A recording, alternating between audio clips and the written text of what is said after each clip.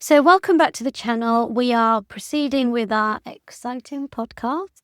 My name is Dhalia Masud. I'm a plastic and reconstructive surgeon, and this is Hayley. Hi.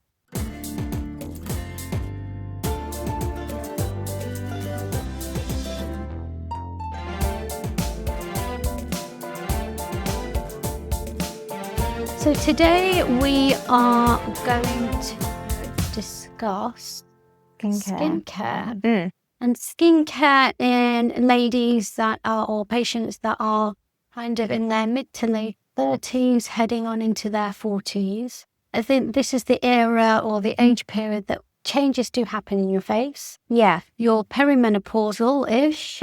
You've got lots of things happening in your life. Your 30s, a lot of 30s and 40s, people are getting married, having children, changing jobs. It's the most impactful decade in a lot of people's lives, and it does affect your skin. Yeah. And you're kind of in that era. Now I am. Late 30s, early 40s. So how do you take care of your skin, and what would you like to be able to do more? I do have a skincare plan that I do every day, and I try to be really religious. One is the red light, and then cleanse, tone, moisturize, exfoliate. Right. Night cream, day cream, eye cream, serums. Do you find it time consuming? Yeah, but actually I quite like it because then it just gives me a bit of time to relax. However, sometimes I can't be bothered and I will just put a baby wipe on, which is not good. Take it off. No, I don't think that is bad actually, because I have very little time. Yeah, very busy. I have very little time. So I think it's important just to focus on the core stuff that really makes a difference. Yeah. And then the kind of not so core stuff. So for me, evening, washing all the dirt off the stuff from the day is really important. Yeah. So going to sleep with a clean face. So that's the basic I would do, basic hygiene. Yeah. And then I would use the red light mask on clean skin, and bare minimum retinoic acid. And because I am super lazy with my face, I make sure that one serum has all the active ingredients. So the one that we've got is retinoic acid and vitamin C, vitamin E. So it's got everything all in one serum, and then I go to sleep. So that's my bare minimum. So there's different types of acids, which you would know more than I do. You've got the hyaluronic acid. Is that a morning or a nighttime thing? You can put that morning or evening. I put that on in the daytime. So after, because I know it's not light sensitive. Okay. So I put all my light sensitive ingredients on in the evening. So retinoic is a bit sensitive. So I put all of that on in the evening. Okay. And in the daytime, things that you aren't going to damage you in the sunlight, I will use the hyaluronic acid. So that helps with hydration. Okay. So hyaluronic acid is one that you should use if you've got dry, dull skin. Okay. And so after wash, you can use that as a serum, and some people, they add it put it into their moisturizer. As long as it goes on their skin, whether it's in the serum or whether it's in a moisturizer is... So you would use that as a serum, or would you use a serum and that? Because it's in my serum, I don't use the moisturizer. Okay. I do vary with the niacinamide. Niacinamide, it helps with fine lines and skin repair. Okay. It's very good. So, but actually, bare minimum, I usually get rid of that. So it's the hyaluronic acid and then an SPF. And you would use that every day? Every day. Okay. Whereas the retinoic, which is at night, would you use that every night? I use it most nights, but if I feel that my skin is starting to get sore or dry, particularly in winter period, in autumn, my skin gets quite sore, I will just give myself a break. And I do try and give myself a break once every 2 to 3 months away from the retinoic acid. Okay. Just to let it just have nothing on my skin and just SPF and hyaluronic acid. Okay. There's so much out there that as long as you have those basic ingredients and you're consistent with it, that should really do the job. And if you've got other issues like blemishes, melasma, then you would add other ingredients to help with that. Okay, so I'm gonna ask you a question regarding SPF. because there's so many things about, I don't wear SPF. I know you tell me all the time I should wear it, and I should. I'm slowly starting to incorporate it in. But there's loads of scaremongering about SPF, that it has cancerous properties in it. Do you know about that? Yeah. Obviously, there's ones that we use, like a tropic one. But because of that, I think, like myself, I don't probably use it unless I have to use it in the sun. What would you say to that? You should really use Or even though it might have horrible properties in it. The thing is, there's no medical evidence at the moment to confirm that it does have. Okay. Yeah. We know that patients who are protective and have less skin cancer. Okay. And those who don't protect themselves in the sun, they have more skin cancer. So in our young generation, well, my young generation, but people who are in their 60s and 70s now, when they were growing up, they used no SPF whatsoever. No. They used to just cover themselves in baby oil.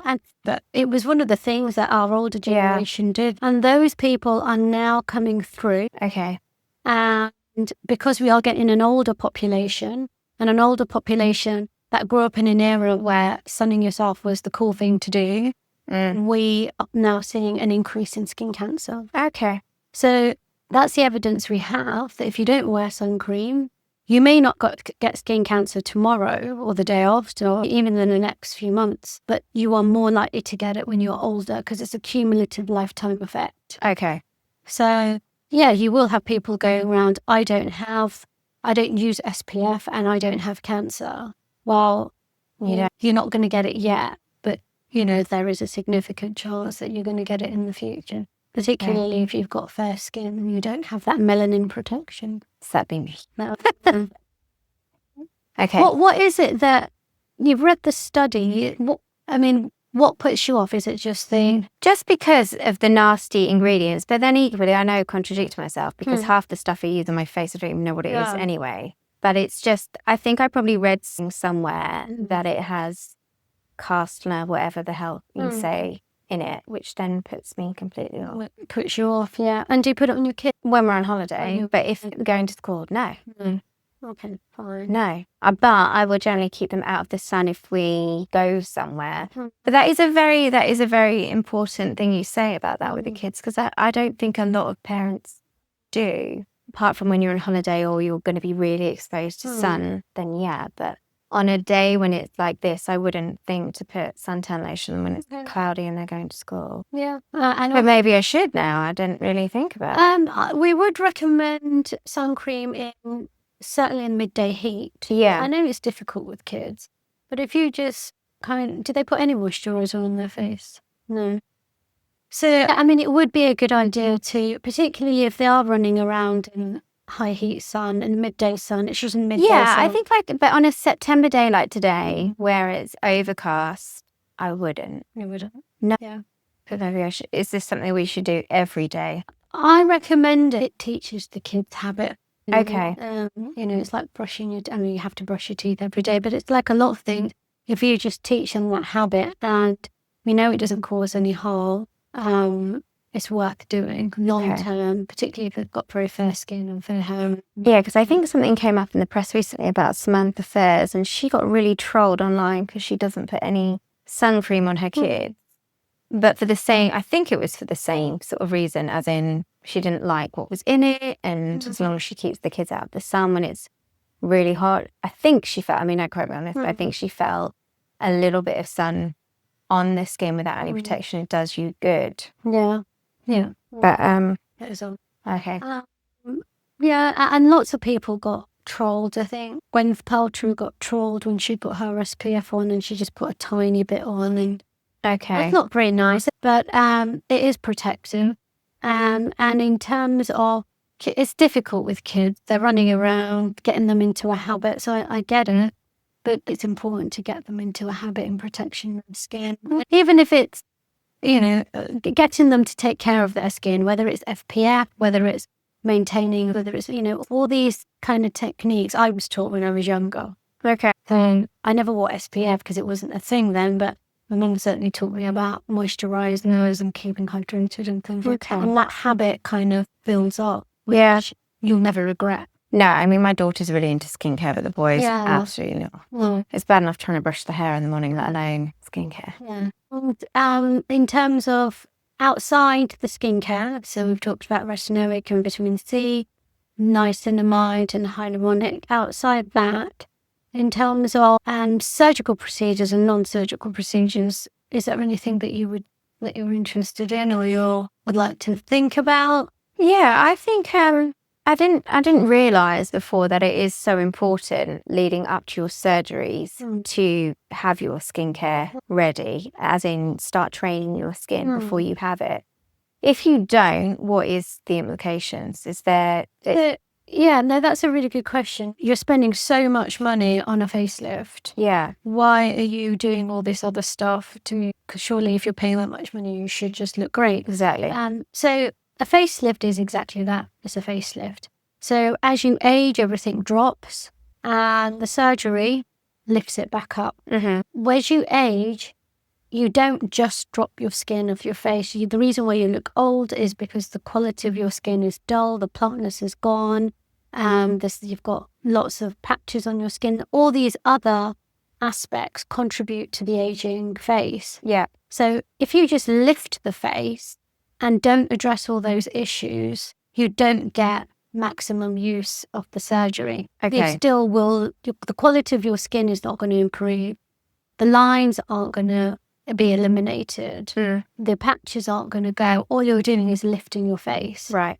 So if you don't do all the other stuff, you're not making maximum use of the surgery. And also you're relying on the collagen and the elastin on your face. So if you haven't improved that beforehand and you go through this massive surgery and then everything goes backwards just because you haven't used or protected your skin or stayed hydrated, then it's not going to last as long. So you should really invest in a good skincare before you have it. Yeah, definitely. Okay. Invest in, and it just adds it's a cumulative effect. Okay. So is there hope for women who decide not to ever go down the surgery route? Absolutely. If you have a good skincare, you look after yourself, not everybody needs a facelift. Not everybody needs nobody needs any form of facelift or any form of cosmetic surgery. It's whether you want one. Okay. If you do all these things... Is there hope for that? You can't reverse aging. Okay. You can't reverse genetics. But what it will do, it will maintain a glow and a plumpness to the skin that will benefit you aesthetically. But if you need it, it's not going to replace a facelift. If you've got the jowls and all these other non-surgical stuff is not going to get rid of that. Okay. Only surgery will get rid of that. Right. Even the energy-based stuff isn't going to get rid of that. If you've got... What age do you get these jowls? For some people, it's in their 40s, late 30s, they start getting it. But it's become really prominent in their 50s and 60s. How can we prevent this? Is there a magical pill that we can take? No. Okay. Some people are just like that. You can't really prevent it. Either you can potentially make it less obvious. What about our little infrared machine? Would that help? That would help it. So if you wanted to tighten the skin, there are energy-based devices. Okay. Such as the radiofrequency or ultrasound therapy. All these things, what they do is they go under, the energy goes in the underneath layer of the skin, the layer underneath the skin. It creates a reaction by heat or whatever energy they're using. It might be heat, it might be infrared, it might be ultrasound. And that heat causes inflammation and scarring of the layer underneath the skin. Okay. And that tightens the skin underneath. So is it technically damaging your skin when you do this? That's a really good question. It's actually a fantastic question. Okay. So if you are looking at having a facelift in the future, for example. Yeah.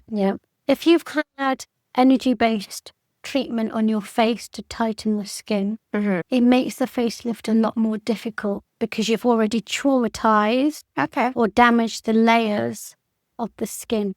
Okay. So you've got different layers. You've got your skin, fat, you've got your muscle layer, and then you've got the bony layer underneath. And we rely on all these layers sliding over each other when we move our face. Okay. Now, when we use energy-based devices to tighten the skin to make us really taut, what you're doing, you are sort of creating control damage to the deeper layers. Yeah. So it tightens. But what you're also doing is sticking those layers together. Okay. And those layers need to be separate, A, for the movement, but also they've got nerves intertwining one layer to another. And if you damage them, they all stick together. And when you go and do a facelift, you are at high risk of cutting the nerves. So it is, if you are thinking of having an energy-based treatment in terms of a facelift, there may be some surgeons that say, I can't do a facelift on you, it's too dangerous.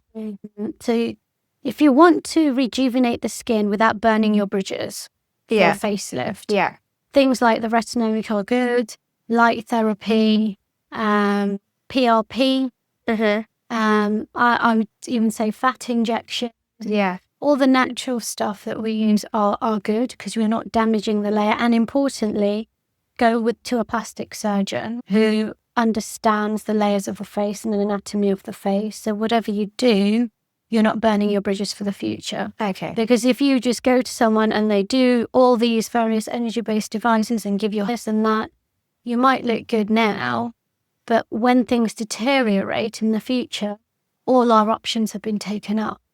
So that's why it's important to not go crazy with all these fancy devices that's out there. Okay. We don't want to burn your bridges. So at our age, do all the things that we've discussed, and maintain things as much as you can conservatively, as in without surgery. And when you really need the surgery, that's when you should do it. Okay. Interesting. Yeah. So would you ever have any, What facelifts? not facelift, but the energy base? Have you heard of any? Well, apart from the ones that you do. Yeah, I don't know about any of the other stuff. There's quite a lot out there, but they're all The thing is, I think I would do it against my jawline and cheekbones. I think I would do that rather than a facelift. At this age. At this age, but then am I then going to burn myself later on because I can't then have a facelift? You can handle, but it would have to be a surgeon that's willing to take the risk. Yeah. And you'll probably get charged more. Yeah. And facelifts are quite expensive anyway. So Yeah, I hope I don't need a facelift. I mean, nobody needs one. It's whether you want one. We might be, we might appreciate Pamela Anderson's image. But has she had work done? Oh yeah, she's had stuff done. Of course she's had stuff done. Yeah. Yeah, she's had lots of stuff prior to her giving up stuff. Interesting. Yeah. Okay. Yeah. Anything else? No, I think that was quite a good one, actually. Yeah. Yeah. Well, thank you very much. If you have any questions for me or Hayley, let us know, and hopefully we will see you in the next one. Bye. Great. That was quite interesting, actually.